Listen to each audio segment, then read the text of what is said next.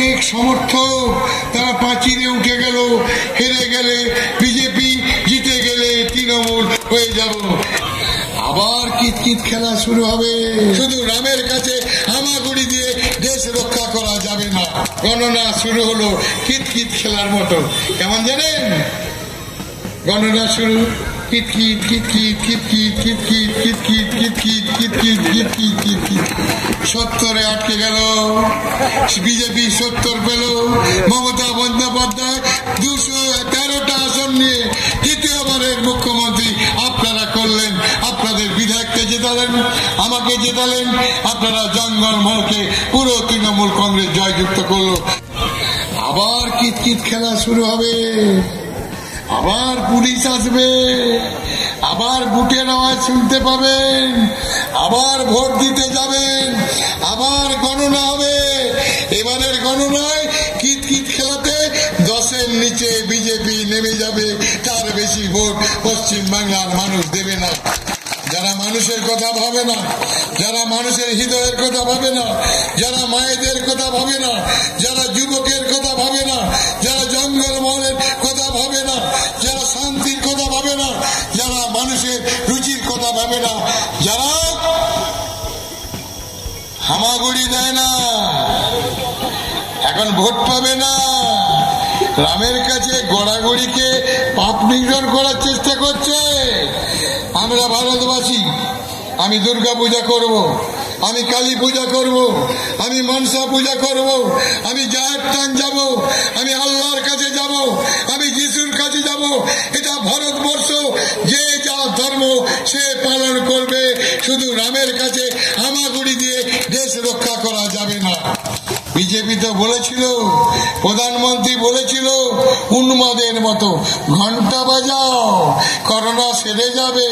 এমন ঘন্টা বাজলো সবাই করোনা আক্রান্ত হয়ে গেল।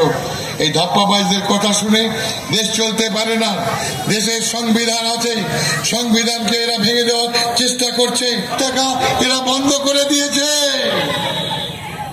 এরা বাংলার শত্রু।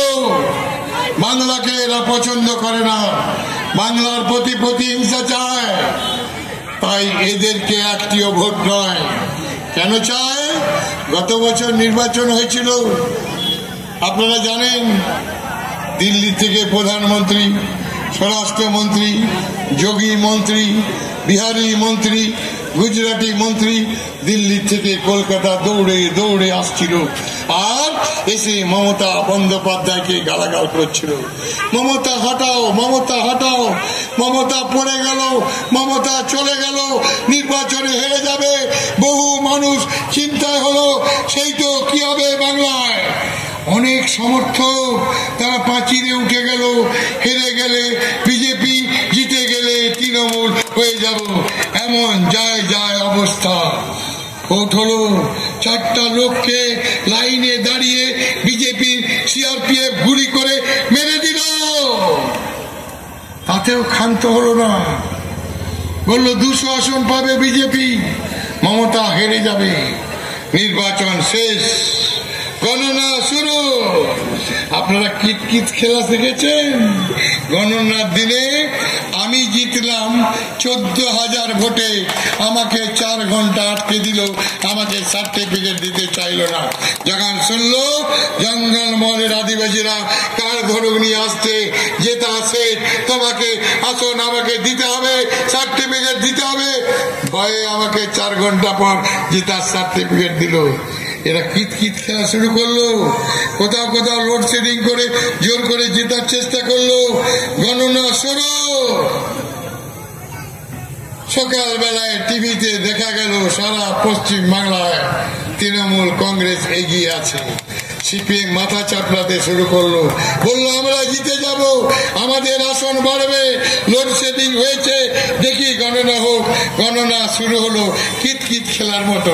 কেমন জানেন? গণনা শুরু, কিতকিত কিতকিত কিতকিত কিতকিত কিতকিত কিতকিত কিতকিত কিতকিত কিতকিত। 70-এ আটকে গেল, বিজেপি 70 পেল। মমতা বন্দ্যোপাধ্যায় 213টা আসন নিয়ে দ্বিতীয়বারের মুখ্যমন্ত্রী আপনারা করলেন। আপনাদের বিধায়ককে জেতালেন, আমাকে জেতালেন, আপনারা জঙ্গল মহলকে পুরো তৃণমূল কংগ্রেস জয়যুক্ত করলো।